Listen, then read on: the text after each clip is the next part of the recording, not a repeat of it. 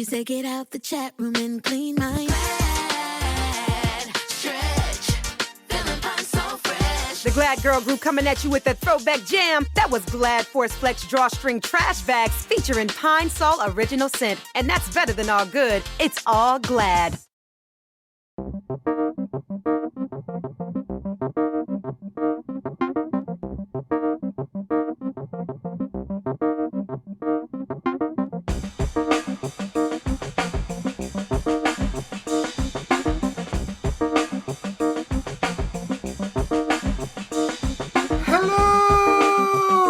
Welcome back to the Great Sibling Showdown! In the last showdown, Olivia and Noah debated whether smartphones are making us stupid. After all of the debating was over, we opened up the voting, and your votes started rolling in. Do you think our listeners agreed with Noah that smartphones are making us stupid, or with Olivia that smartphones are not making us stupid? You don't have to wait much longer to find out, but first... Mailbag. I'll start things off this time by reading messages from 3 listeners who think that smartphones are making us stupid. Here's what they said about smartphones. Kyan of Houston, Texas said, "It makes your brain rot, and if you're on it too much, you can get addicted to it and have a bad headache." Harlan from Scotland said, "We are getting addicted to them. It impacts your memory, deteriorates your eyes, and just taking your eyes off them will help. So I agree with Noah. Keep up the good work." Kate from New Jersey said, "It was a really hard debate.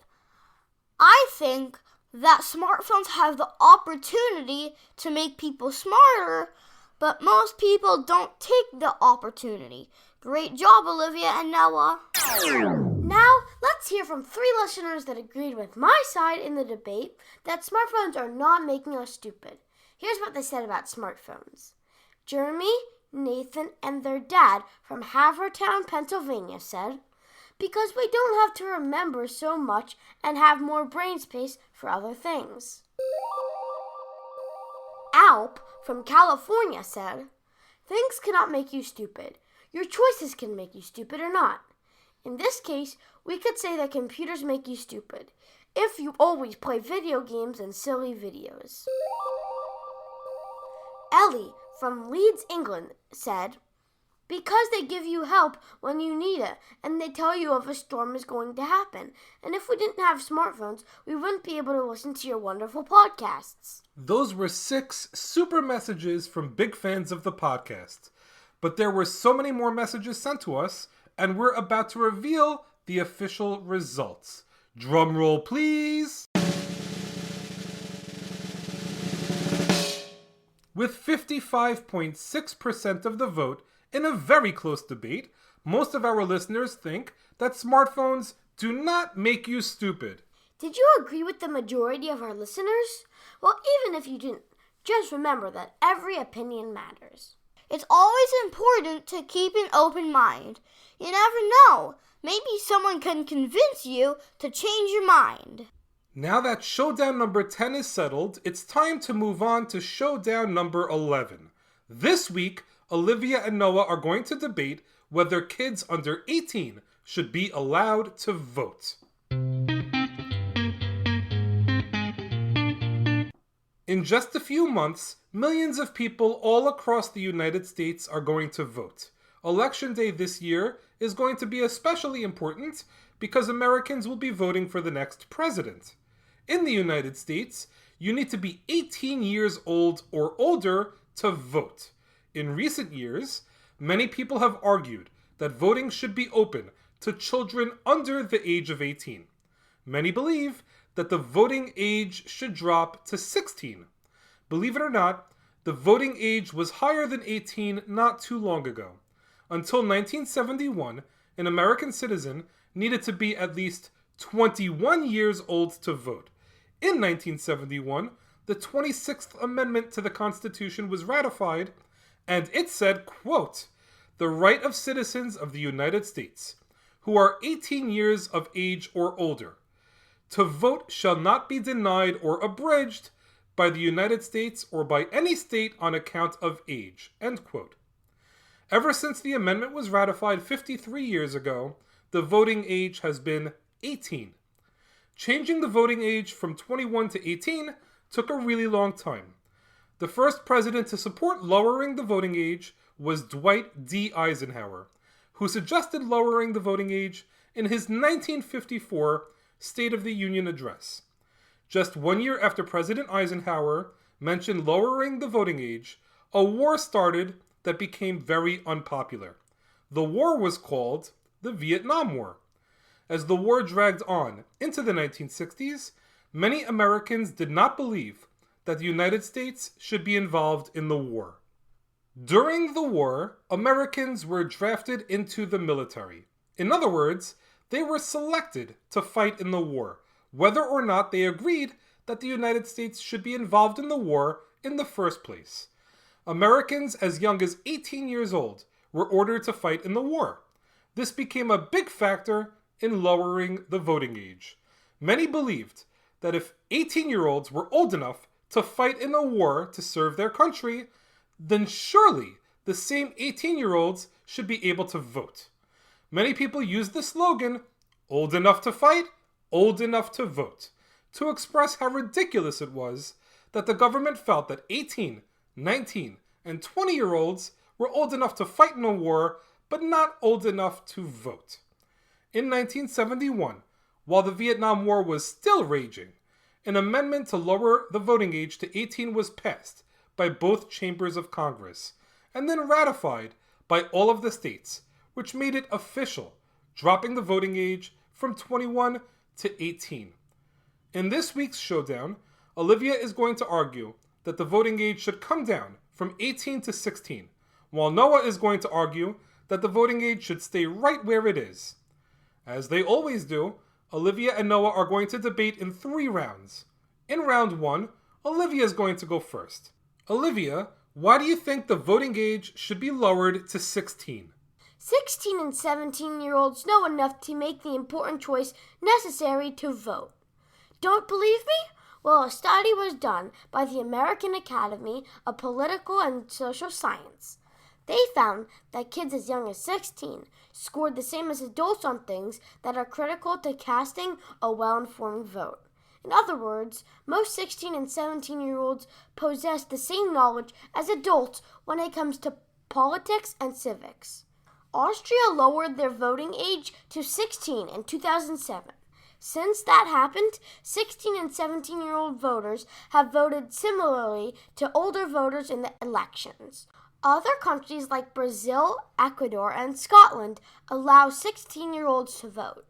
In this day and age, when kids have access to everything they could possibly want to know and have all the important information needed to make a good voting decision, why not allow them to vote and include them in making important decisions that help impact everyone in their country? Let's face it, everybody.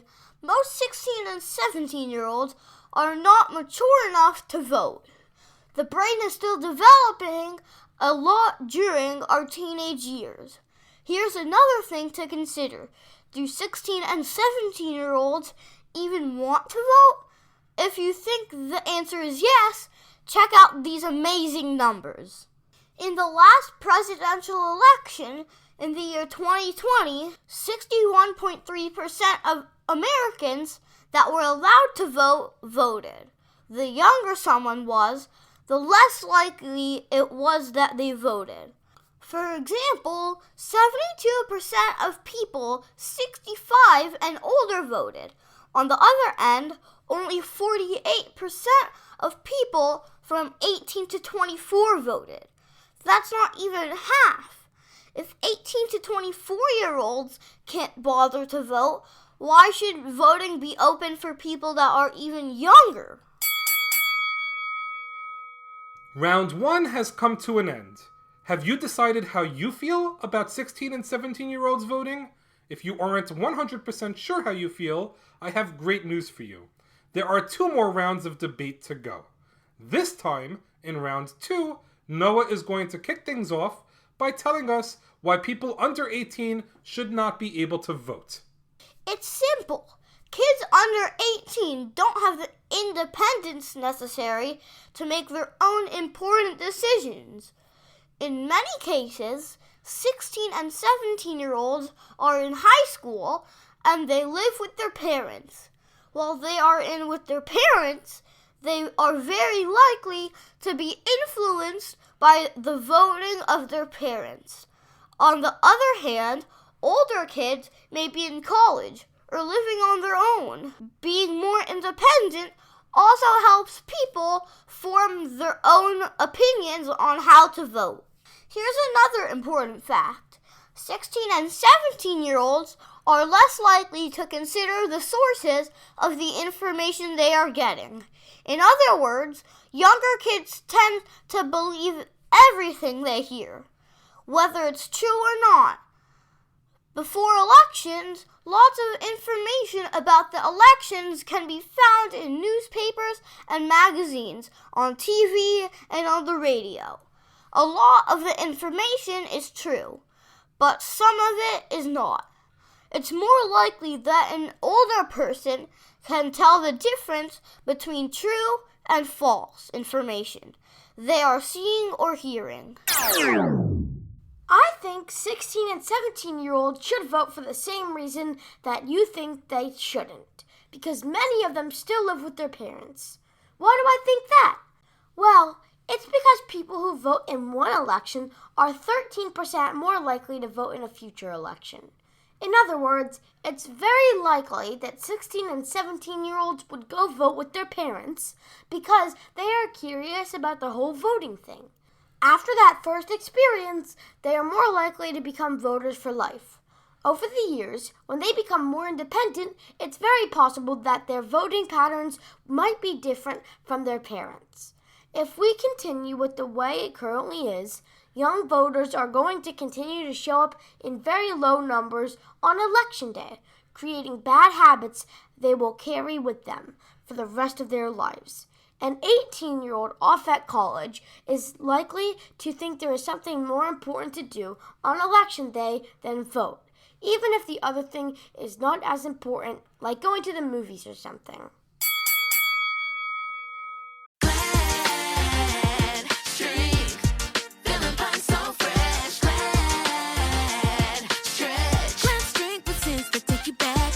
Grandma's place always smells like pine. She said, get out the chat room and clean mine. Glad stretch, feeling fine, so fresh. The Glad Girl Group coming at you with a throwback jam. That was Glad Force Flex Drawstring Trash Bags featuring Pine Sol Original Scent. And that's better than all good. It's all Glad.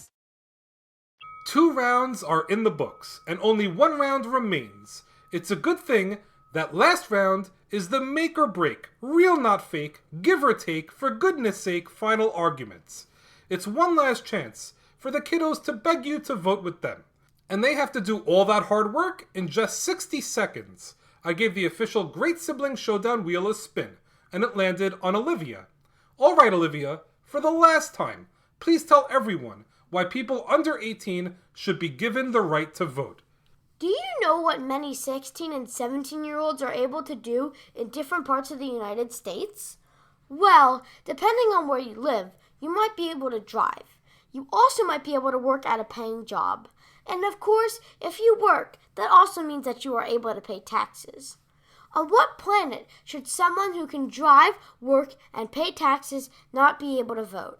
How can we say that someone is mature enough and responsible enough to drive a car, but at the same time, the same person isn't ready to vote? It doesn't make any sense. Olivia, what if I told you that a huge majority of Americans don't want to lower the voting age? A poll done 5 years ago showed that 84% of voters don't want the voting age to drop to 16. Even 61% of young adults under 35 agree that the voting age shouldn't go down. Another survey showed that there are actually more people out there that think we should raise the voting age back to 21 then lower it to 16. There are even more people that want to raise it to 21 than keep it right where it is at 18. So if Americans don't even want to lower the voting age, why is this even a debate? Well, that does it. The end of round 3. Olivia and Noah laid it all out there, and now it's time for you, our listeners, to vote. Let us know who you think won the debate by filling out a very quick survey. You can find the link to the survey in the episode notes. Did Olivia convince you that 16-year-olds should be able to vote, just like 60-year-olds? Or maybe Noah convinced you that dropping the voting age to 16 would be silly. Cast your vote to let us know how you feel. And who knows, maybe we will read your comments in the next episode. Before we get going, we have some amazing people to thank. Thank you to our newest Patreon supporters, Lydia, Elena, and Grant K. and Julie C. We are so thankful that Lydia, Elena, Grant, and Julie are helping us out, and we hope they enjoy all the bonus goodies they get as Patreon supporters. We also want to thank Isla from Auckland, New Zealand, Evan from Catonsville, Maryland, and Eliza from Washington for suggesting we debate about lowering the voting age. We also want to let everyone know that you can now let us know what you want us to get curious about by filling out a listener suggestion request form. You can find a link to the form in the episode notes. We are preparing to return to the weekly episodes covering a new topic each week. Help us out and give us something to get curious about. In 2 weeks, for the last debate, Olivia and Noah are going to debate whether daylight saving time should exist. See you back here next time on The Great Sibling Showdown!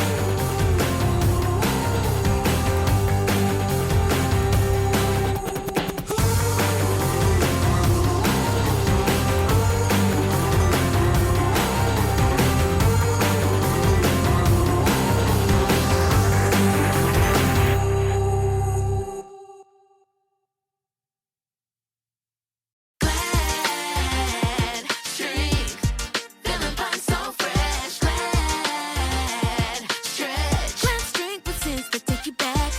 Grandma's place always smells like pine. She said, get out the chat room and clean mine. Glad stretch, feeling fine, so fresh. The Glad Girl Group coming at you with a throwback jam. That was Glad Force Flex Drawstring Trash Bags featuring Pine Sol Original Scent. And that's better than all good. It's all Glad. The South Dakota Stories, Volume 7. My trip to South Dakota was the best summer ever. Now I don't need to go to Mars, because I've been to the Badlands. And I caught a bigger walleye than Dad when we went to the Missouri River. Then I rode my bike through these huge rocks called needles. Ooh, I also saw my first herd of bison, even a fuzzy furry baby one. I can't wait to go back and see more. There's so much South Dakota, so little time.